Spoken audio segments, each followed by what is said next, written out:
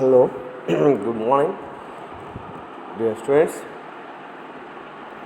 మనం గత పాఠంలో కణాల వ్యవస్థలు, భ్రమణ గమనం లేదా భ్రమణ చలనం, systems of particles and rotatory motion. So ఈ పాఠానికి సంబంధించి కొంత పరిచయ వాక్కులు చెప్పుకున్నాం, అలాగే కొంత ప్రాథమిక సమాచారాన్ని తీసుకున్నాం. తర్వాత దీని నుంచి మనకి 4 మార్కుల ప్రశ్నలు వస్తాయని చెప్పుకున్నాం. దానిలో భాగంగానే మనం 4 మార్కుల ప్రశ్నలను ప్రారంభించాం. మొదటి ప్రశ్న పూర్తి చేయబడింది. సో రెండవ ప్రశ్న గురించి ఈరోజు మనం తెలుసుకుందాం. ఇక్కడ 4వ ప్రశ్న గురించి మనం చూద్దాం. మనకి ఎగ్జామ్ పాయింట్ ఆఫ్ వ్యూలో ఇంపార్టెంట్గా ఉన్నటువంటి క్వశ్చన్స్ని మనం డీల్ చేస్తూ వెళ్దాం. చూడండి, సదిశాలబ్దాన్ని నిర్వచించండి. సదిశాలబ్ద ధర్మాలను 2 ఉదాహరణలతో వివరించండి.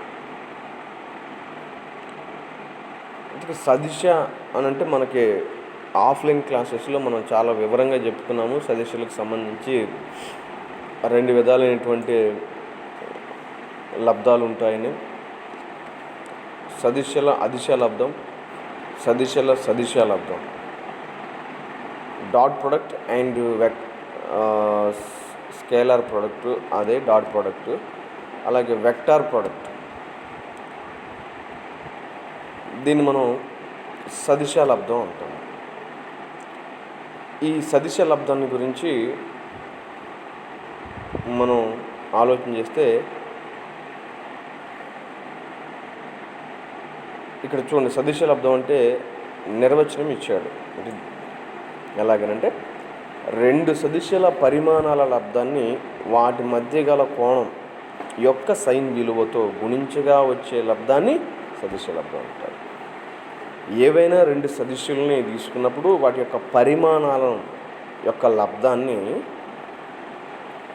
ఆ సదిశాల మధ్య గల కోణం యొక్క సైన్ విలువ యొక్క లబ్ధంతో, కన్ఫ్యూజ్ కావద్దు, 2 సదిశాల యొక్క పరిమాణాల లబ్ధం, దానిని ఆ రెండింటి మధ్య ఉన్నటువంటి కోణం యొక్క సైన్ విలువతో లబ్ధం చేయాలి, గుణించాలి.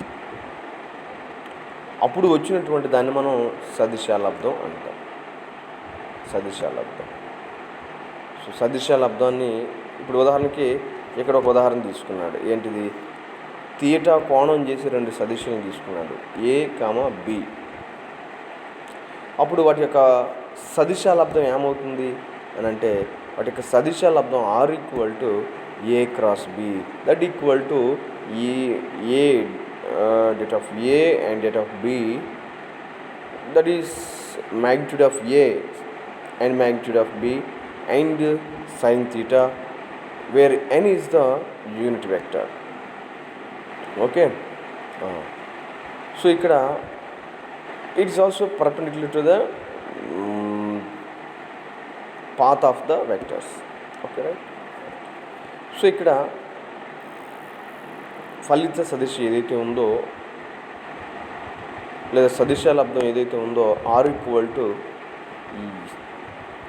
magnitude of A and magnitude of B sin theta అంటున్నాము.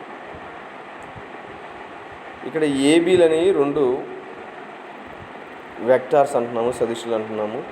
ఆ రెండింటి మధ్య కోణం థీటా అనుకుంటే దాని యొక్క సైన్ విలువ sin theta. Okay, right. ఇప్పుడు ఇక్కడ n అనేదేమో రెండింటికి లంబంగా ఉంటుంది, అదొక ఏకాంక సదిశ. దాన్ని మనం కుడి చేతి మరనియమంతో సెకండ్లో వస్తుంది. అది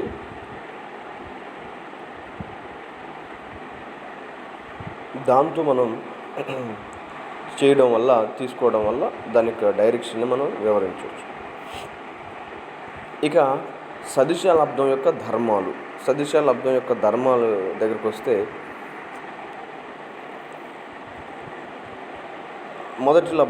మొదటి నియమం లేదా మొదటి న్యాయం, ఫస్ట్ లా, కమ్యూటేటివ్ లా అంటాము. స్థిత్యంతర న్యాయం. What is commutative law? If A, B are 2 vectors, the product of vectors is not equal in any time. That means if A cross B is not equal to B cross A. A cross B అనేది అంటే ఏబీల సదిశ లబ్ధం అనేది బిఏల సదిశ లబ్ధానికి equal కాదు, సమానంగా ఉండదు. మనకి A dot B equal to B dot A అవుతుంది అదిశ లబ్ధంలో, కానీ సదిశ లబ్ధంలో మాత్రానికి A cross B is not equal to B cross A. దీన్ని మనం స్థిత్యంతర న్యాయం, లా ఆఫ్ కాంపిటేటివ్ లా అంటాం. విభాగ న్యాయం అంటే ఏంటిది? If A B and C are 3 vectors, A cross B cross C A cross B plus C is equal to A cross B plus A cross C. That is the division law, విభాగ న్యాయం అంటారు, division law అంటాం దాన్ని. Next third property or third law, రెండు సమాంతర సదిశ లబ్ధం శూన్యం. రెండు సమాంతర సదిశ లబ్ధం అనేది శూన్యం. అంటే I cross I equal to J cross J equal to K cross K equal to 0. Okay. So example, vector ప్రోడక్ట్కి ఎగ్జాంపుల్స్ ఏమున్నాయి మరి? సదిశ లబ్ధానికి ఉదాహరణలు ఏమున్నాయి? Torque tau equal to R cross F, and angular velocity, angular momentum, కోణీయ ద్రవ్య వేగం L equal to R cross P. Torque tau equal to R cross ఎఫ్లో ఎఫ్ అనేది ఫోర్స్, ఆర్ అనేదేమో పర్పెండిక్యులర్ డిస్టెన్స్, టవ్ అనేదేమో టార్క్. సో ఆర్ క్రాస్ పిలో P అనేది momentum, R అనేదేమో పర్పెండిక్యులర్ డిస్టెన్స్. ఇది సదిశ లబ్ధం అంటే ఏంటి? సదిశ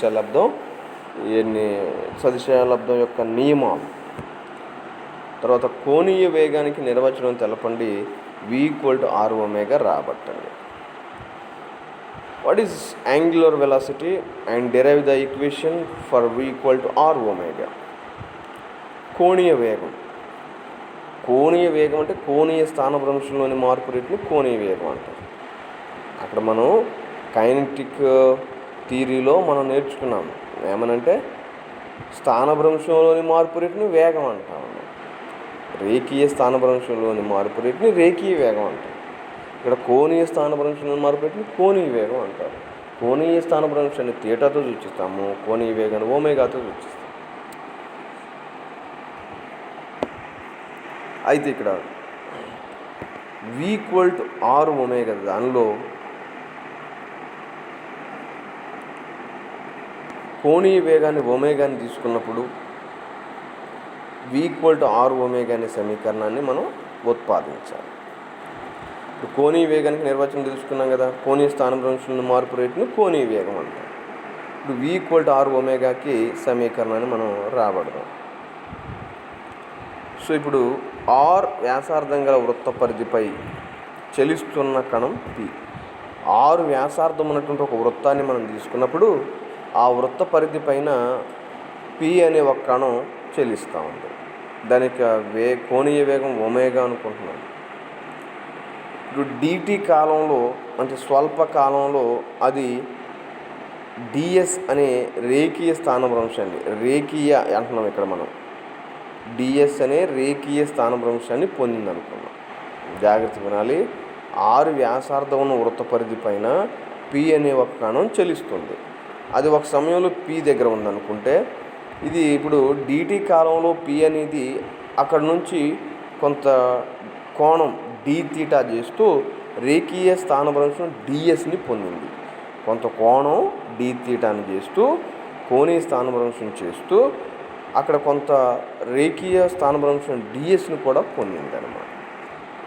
అప్పుడు ఇది ఒక సెక్టార్ని, ఒక చాపాన్ని సూచిస్తుంది కనుక చాపము ఈక్వల్ టు మనకు సూత్రం వ్యాసార్థం ఇంటూ కోణం.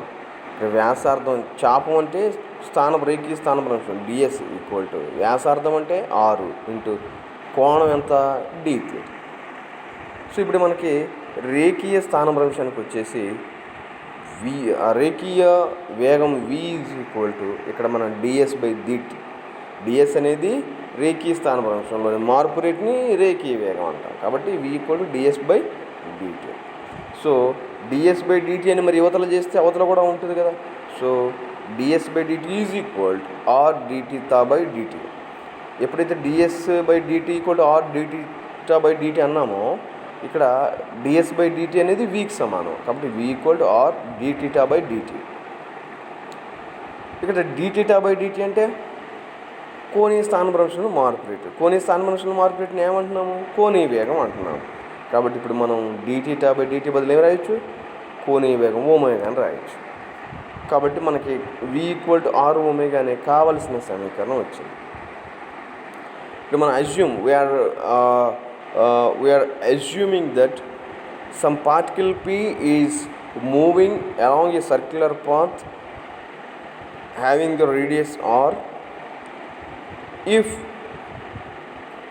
the displacement, linear displacement of the particle p is ds within the time dt and the angular displacement d theta at the origin O of the circle. That sector equal to radius into angle. So ds equal to r into d theta, r into d theta. But we know that ds/dt, the rate of change of linear displacement is nothing but linear velocity. So that we take v equal to ds/dt. That's why ds/dt equal to r dθ/dt. When we differentiate the formula, we should take on both the sides. So that ds/dt is equal to r dθ/dt. We know that ds/dt equal to v, so that v equal to r, where dθ/dt is nothing but the angular velocity omega, so that v equal to r omega. This is the relation between linear velocity and angular velocity, v equal to r omega. These are the most important questions, and we will discuss remaining part in the next class. Okay, so every one of you must need to listen carefully in your leisure time, and if it is possible, you should take some notes on these questions.